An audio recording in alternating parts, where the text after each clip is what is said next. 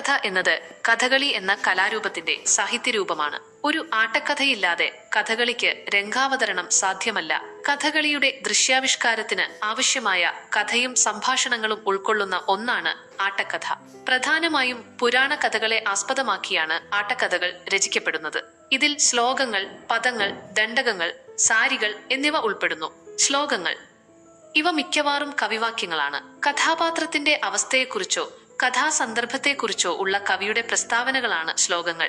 രംഗസൂചനയും കഥാസൂചനയും നൽകാനും അവതരിപ്പിക്കാൻ പ്രയാസമുള്ള കാര്യങ്ങൾ അറിയിക്കാനും ശ്ലോകങ്ങൾ ഉപയോഗിക്കുന്നു. പദങ്ങൾ ഇത് കഥാപാത്രങ്ങൾ നേരിട്ട് പറയുന്ന സംഭാഷണങ്ങളാണ്. കഥകളിയിൽ കഥാപാത്രങ്ങൾ അഭിനയിച്ച് കാണിക്കുന്നത് ഈ പദങ്ങളാണ്. കൊട്ടാരക്കര തമ്പുരാൻ, രാമായണം കഥകളെ ആസ്പദമാക്കി രചിച്ചവയാണ് ആദ്യകാല ആട്ടക്കഥകൾ. നളചരിതം മലയാളത്തിലെ ഏറ്റവും പ്രശസ്തമായ ആട്ടക്കഥകളിൽ ഒന്നാണ്. മഹാഭാരതത്തിലെ വനപർവ്വത്തിൽ വരുന്ന നളോപാഖ്യാനം എന്ന ഉപകഥയെ ആധാരമാക്കിയാണ് ഇത് രചിച്ചിരിക്കുന്നത്. ഉണ്ണായി വാര്യറാണ് നളചരിതം ആട്ടക്കഥ എഴുതിയത്. 4 ദിവസങ്ങളിലായി അവതരിപ്പിക്കാവുന്ന രീതിയിലാണ് ഇത് ചിട്ടപ്പെടുത്തിയിരിക്കുന്നത്. കഥാസംഗ്രഹം വിദർഭ രാജാവായ ഭീമന്റെ പുത്രിയായ ദമയന്തിയും നിഷധ രാജാവായ നളനും തമ്മിലുള്ള പ്രണയവും വിവാഹവും പിന്നീടുണ്ടാകുന്ന കഷ്ടപ്പാടുകളും വേർപിരിയലുകളും ഒടുവിൽ പുനഃസമാഗമവും ഐശ്വര്യങ്ങളുമാണ് നളചരിതത്തിന്റെ പ്രധാന ഇതിവൃത്തം. 1-ാം ദിവസം നളനും ദമയന്തിയും പരസ്പരം കേട്ടറിഞ്ഞ് പ്രണയത്തിലാകുന്നു. നളൻ അയച്ച ഹംസം ദമയന്തിയുടെ അടുത്തെത്തി നളന്റെ മഹത്വങ്ങൾ വർണ്ണിക്കുന്നു.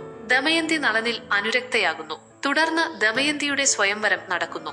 ദേവേന്ദ്രൻ, അഗ്നി, വരുണൻ, യമൻ എന്നീ ദേവന്മാരും നളനെപ്പോലെ രൂപം ധരിച്ച് സ്വയംവരത്തിനെത്തുന്നു. എന്നാൽ ദമയന്തി തന്റെ ഇഷ്ടദേവതയെ പ്രാർത്ഥിച്ച് യഥാർത്ഥ നളനെ തിരിച്ചറിഞ്ഞ് വരണമാല്യം അണിയിക്കുന്നു.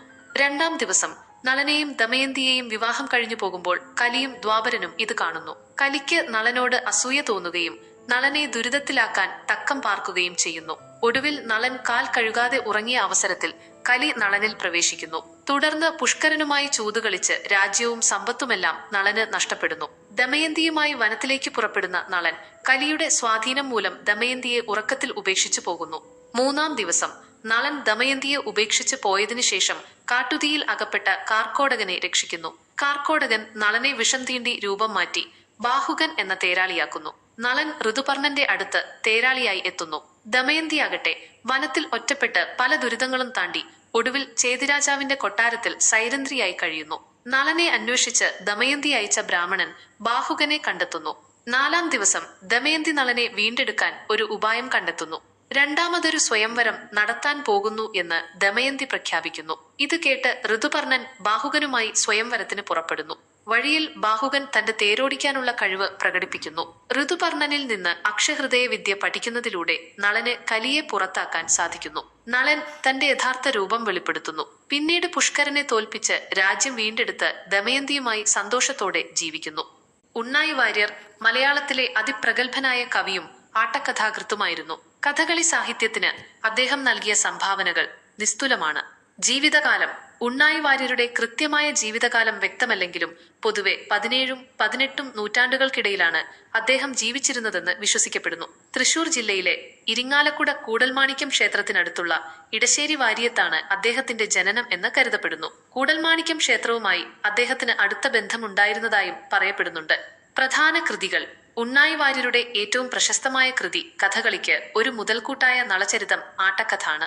മഹാഭാരതത്തിലെ നളോപാഖ്യാനത്തെ ആസ്പദമാക്കി 4 ദിവസങ്ങളിലായി അവതരിപ്പിക്കാൻ പാകത്തിനാണ് ഈ ആട്ടക്കഥ അദ്ദേഹം രചിച്ചത്. കഥകളി കലാകാരന്മാരും ആസ്വാദകരും ഒരുപോലെ ഉന്നതമായി കണക്കാക്കുന്ന ഒരു ക്ലാസിക് കൃതിയാണിത്. ഇതിലെ സാഹിത്യ ഭംഗി, കാവ്യാത്മകത, സംഭാഷണങ്ങളുടെ തീവ്രത, നാടകീയത എന്നിവയെല്ലാം എടുത്തു പറയേണ്ടതാണ്.